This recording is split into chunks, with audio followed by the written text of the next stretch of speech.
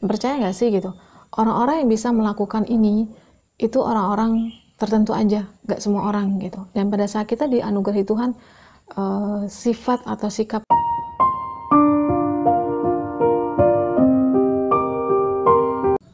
Assalamualaikum warahmatullahi wabarakatuh. Hai teman-teman, jumpa lagi dengan aku Pipit Angelia. Gimana kabarnya hari ini? Semoga hari ini semua yang lagi nonton video aku dimanapun berada dalam keadaan sehat ya, dan dalam keadaan yang diinginkan tentunya dalam semua aspek kehidupan. Amin ya rabbal alamin. Oke, kali ini aku mau share tentang salah satu keajaiban yang mungkin jalan keajaiban yang mungkin sedikit orang melakukannya gitu, yaitu salah satunya dengan mendoakan kebaikan orang lain. Nah, terutama untuk orang yang udah nyakitin kita, teman-teman, atau orang yang berperilaku tidak seperti yang kita mau, sehingga menimbulkan mungkin kita rasa nggak enak, kemudian rasa sakit hati, rasa kecewa, dan lain-lain. Kayak gimana selengkapnya? Tonton terus videonya ya. Nah, memang nggak mudah ya pada saat kita itu kayak disakiti orang gitu ya, dikecewakan orang, terus kita tidak berpikir yang tidak berpikir negatif atau tidak berpikir yang enggak sama orang tersebut. Pasti dong otomatis respon kita tuh kayak nggak baik gitu dengan orang yang udah nyakitin kita, sehingga biasanya muncul sumpah serapah mungkin dari mulut kita ya, karena sumber dari pikiran dan perasaan kita yang tidak nyaman tadi, atau mendoakan ke yang gak baik-baik sama orang tersebut. Nah, itu mulai sekarang kita harus dihindari ya teman-teman, harus di stop, karena itu akan berpengaruh juga untuk kehidupan kita. Meskipun orang yang menyakiti kita terus kita responnya juga sama, itu akan mempengaruhi hidup kita, dimana kedepannya kita akan ketemu lagi dengan sesuatu yang akan menyakitkan kita lagi selama kita belum ikhlas dan menerimanya.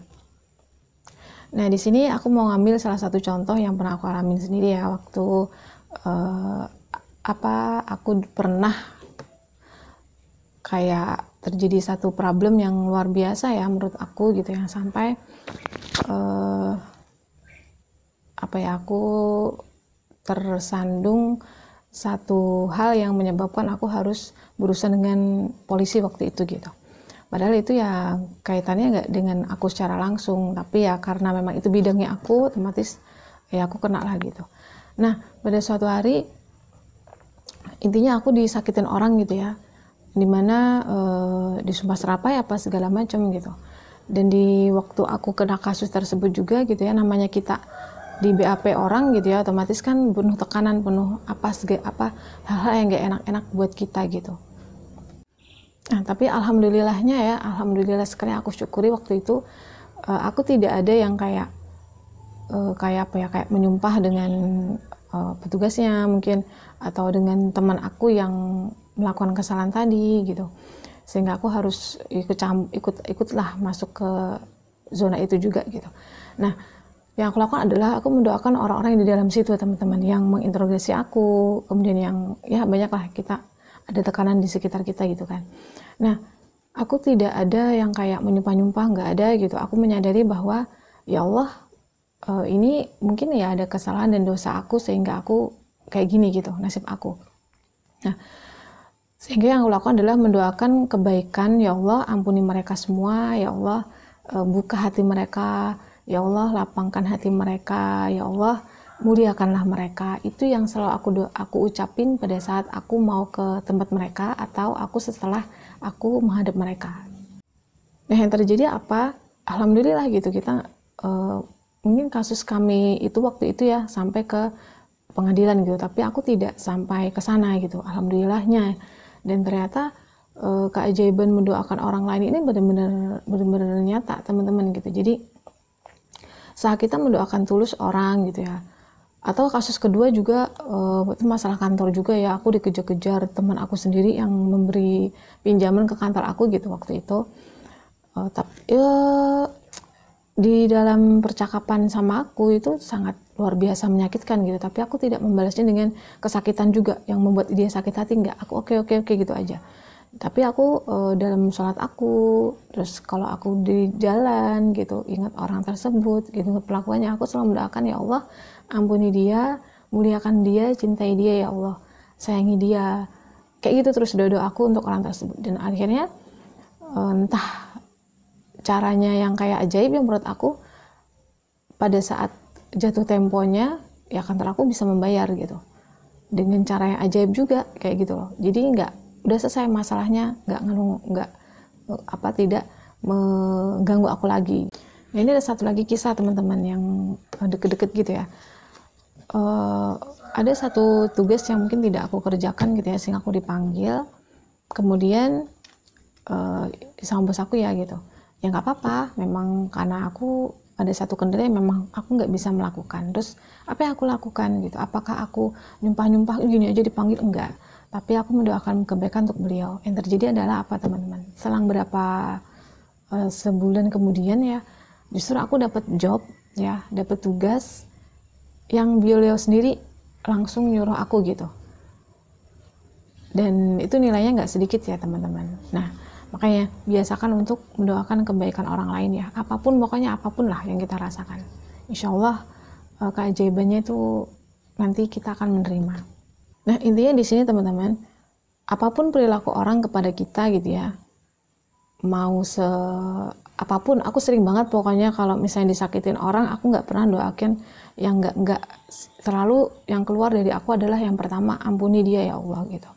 Karena aku merasa setiap sesuatu yang hadir di dalam kehidupan aku yang nggak enak, berarti itu dosa-dosa aku yang ditampakkan Tuhan gitu. Jadi satu-satunya jalan ya aku mohon ampun, terutama mohon ampun, memberi ampunan kepada orang tersebut dengan cara ya aku mendoakan ya Allah ampuni dia gitu, pertanda aku mengampuni dia gitu loh. Nah, pada saat kita menyadari segala sesuatu yang gak enak itu akibat dosa-dosa kita, nah di situ Allah turun tangan gitu. Kadang-kadang kita disakitin orang atau diperlakukan yang gak enak sama orang, bisa juga loh teman-teman balasannya kita, kehidupan kita ditingkatkan Allah, mungkin dari segi kita, nama baik kita, pekerjaan kita, penghasilan kita, atau orang-orang di sekitar kita didatangkan orang-orang yang baik-baik kepada kita. Jadi untuk memudahkan supaya kita tidak mendoakan keburukan untuk orang ya, apapun bagaimanapun orang itu, kita kembali kepada perintah Tuhan ya, bahwa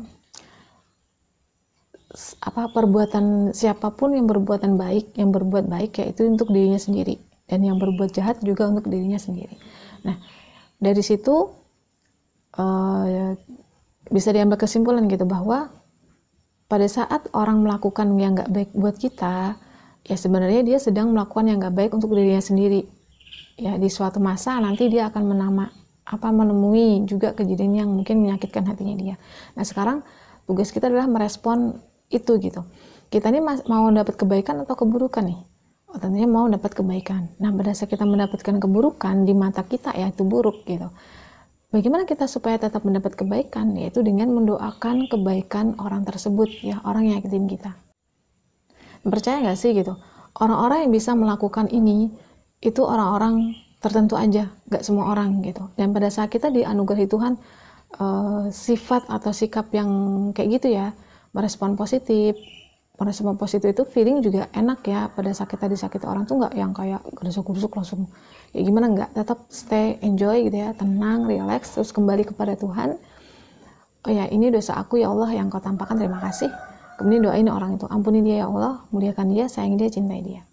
Nah teman-teman, kalau kita bisa kayak gitu ya nggak usah ditanya lagi itu apa yang kita dapetin gitu. Insya Allah apapun mungkin hari ini kesulitan kita, masalah-masalah kita, insya Allah Allah akan selesaikan itu dengan caranya ya.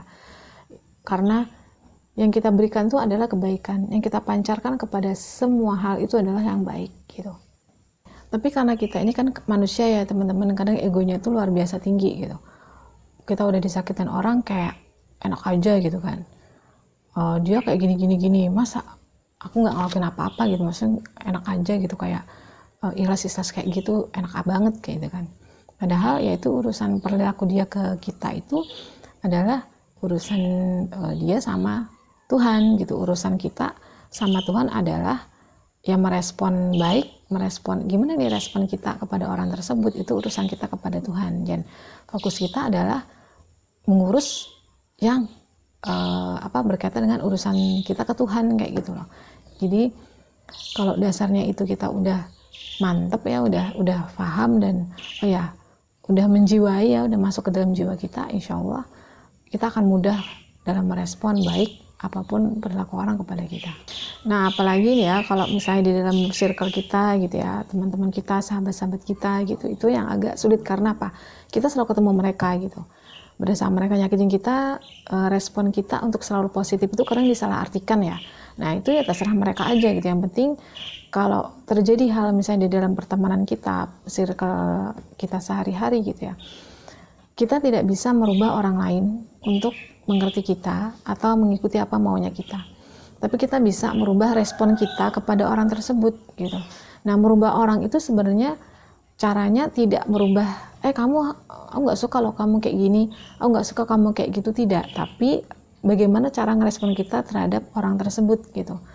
Asumsi apa yang kita berikan kepada orang itu, itulah perilaku orang tersebut kepada kita sebenarnya.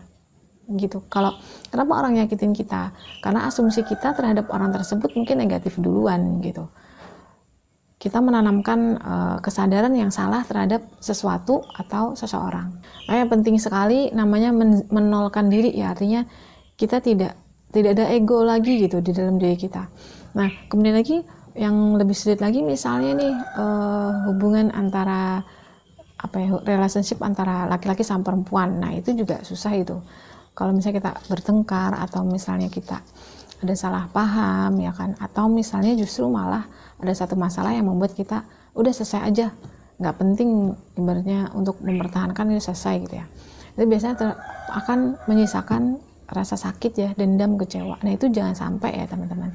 Kalau kita menyimpan rasa dendam, kecewa, sakit hati itu terus menerus, apalagi ada memunculkan kita ingin membalas, nah itu kita tidak akan pernah menyelesaikan satu masalah. Justru mungkin kita akan baik sama satu orang itu, tapi nanti kita akan bertemu dengan tipe orang yang sama, meskipun orangnya beda. Nah, itu sering banget aku alami. Kenapa ya? Kok kita attract orang yang salah terus misalnya? Kok aku attract teman-teman yang toksik misalnya? Atau aku attract seseorang yang toksik, justru nyakitin aku, bohongin aku misalnya gitu, dendam sama aku mungkin gitu. Nah, hal-hal kayak gitu kalau kita bisa kebiasaan kita adalah koreksi diri ya. Aduh, ada apa ya salah sama aku? Oh, ternyata aku mungkin punya dendam sama seseorang di masa lalu, atau aku punya sakit hati sama seseorang atau peristiwa yang belum bisa aku maafkan, atau yang masih aku ingat itu masih kayak rasa sakit hati gitu. Nah, itu akan attract hal-hal atau seseorang yang sama. Nanti kita ngundang hal-hal yang sama lah istilahnya di kemudian hari kalau kita tidak menetralkan rasa-rasa yang tidak nyaman terhadap orang lain ataupun peristiwa yang sudah kita jalani. Makanya kalau di hukum the law of attraction atau tarik menarik, you attract what you are. Jadi kamu menarik segala sesuatu atau mendatangkan sesuatu yang serupa dengan kamu. Serupanya itu apa sih? Apakah fisik? Tidak, bukan fisik, tapi apa yang ada di dalam hati kita. Selama kita punya dendam, selama kita punya rasa kecewa, selama kita punya rasa sakit hati sama seseorang, ya itu juga yang akan kita datangkan someday, suatu hari nanti gitu. Entah sumbernya kita nyakitin orang, atau kita ngezalimin orang, atau orang zalimin kita gitu. Jadi kita nggak tahu sumbernya dari mana, yang jelas entah dari kita atau dari orang lain. Tapi intinya kita tetap akan dikecewakan, tetap akan sakit hati kayak gitu. Kita tidak akan keluar dari zona tersebut kalau kita tidak mengobati atau tidak berubah respon dan asumsi kita kepada orang atau peristiwa yang terjadi kepada kita. Salah satu juga ilmu di Magnet Rezeki ya, Ustadz Nasrullah juga mengatakan bahwa asumsi kita atau pandangan kita atau respon kita terhadap segala sesuatu yang hadir di hidup kita itu akan menentukan nasib kita ke depan. Nah, itu benar ya teman-teman. Apapun respon terhadap apapun ya, terhadap diri kita sendiri terutamanya, kemudian terhadap peristiwa yang terjadi, terhadap orang lain gitu ya, dan dalam segala aspek kehidupan, bisa dari finansial kita, bisa dari relationship kita, bisa dari pekerjaan kita, dan segala hal. Nah, makanya respon ini sangat menentukan bagi apa yang akan kita dapatkan ke depannya. Jadi respon kita itu menentukan nasib kita. Respon itu bisa berupa asumsi kita, prasangka kita, penilaian kita, pendapat kita terhadap diri kita maupun sesuatu orang lain atau sesuatu atau kondisi yang terjadi. Nah, kalau hari ini kita disakitin orang, kalian ada bermasalah dengan orang lain yang membuat kalian tuh tertekan, sakit hati, kecewa, coba untuk mendoakan kebaikan untuk orang tersebut ya. Supaya kita mendapatkan kondisi ke depannya itu yang lebih baik tentunya dan orang tersebut juga nantinya tidak lagi tidak membuat lagi kita kecewa, atau orang itu sudah pergi aja dari hidup kita, nggak ganggu kita lagi misalnya, atau kita akan mendapatkan orang-orang yang jauh lebih baik ya, lingkungan yang baik, orang yang positif gitu, karena kita attract hal-hal yang positif juga. Kita udah bisa melepaskan rasa nggak enak, rasa nggak nyaman ya, rasa sakit hati, rasa kecewa, rasa dendam, itu sudah kita lepaskan berganti dengan hal-hal yang positif yang masuk ke dalam diri kita ini. Insya Allah juga ke depan kita akan menarik hal yang serupa juga ya, you attract what you are. Nah ini unik ya teman-teman, ada satu ayat Allah yang menyatakan kamu akan melihat orang yang berselisih itu seperti saudara. Nah itu juga bisa terjadi pada saat kita disakitin orang, udah akan kebaikan. Nah kita bisa juga mendapatkan orang itu jadi baik banget sama kita, kayak kita tuh dibutuhin banget ya sama dia gitu, atau orang itu apa-apa kok baik banget ya sama aku, padahal tadinya dia tuh jalim banget gitu. Nah bisa terjadi, makanya banyak banget keajaiban yang bisa kita dapetin saat kita disakitin orang, terus kita doakan baik sama orang. Karena apa? Sejatinya doa-doa baik itu akan kembali ke kita ya, bukan ke orang itu gitu. Orang itu urusan dia sama Tuhan gitu. Urusan kita adalah bagaimana kita memberikan yang terbaik, respon terbaik kepada Allah atas apa yang dia berikan ke kita. Oke, itu aja dulu sharing dari video kali ini, semoga bermanfaat dan terima kasih. Sampai jumpa lagi di video-video aku berikutnya insya Allah. Wassalamualaikum warahmatullahi wabarakatuh. Dadah.